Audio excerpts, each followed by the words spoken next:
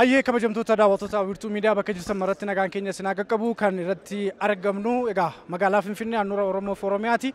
Bakki jirru ammoo Gullallee lafa seenaati.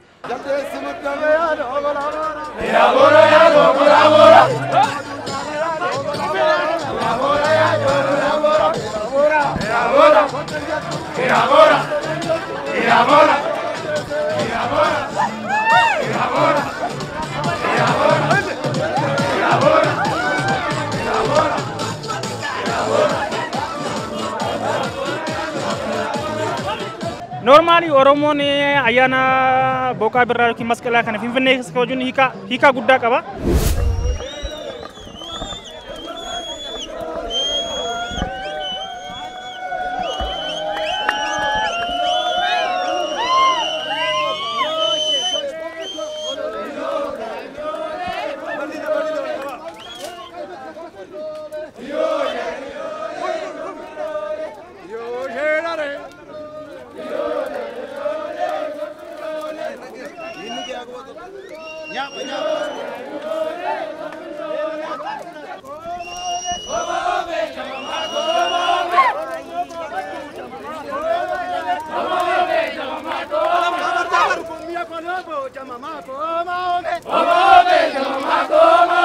Jabaachuu qabna dhalataa nu teellaa jiruun illee gaa xinnoo umuriin keenya xinnoo maan jedhu nama nu gajjallaa jiru nama nu gadi jiru bareechinee aadaa keenya barsiifne nama afaan Oromoo barachuu barbaadu afaan Oromoo baranna warra jedhan afaan Oromoo bareechinee barsiifne ofii keenyaan isaaniinis kabajnee isaanin nu kabajanii biyya tokko kana keessa waliin jiraachuudhaaf baay'ee gammanna.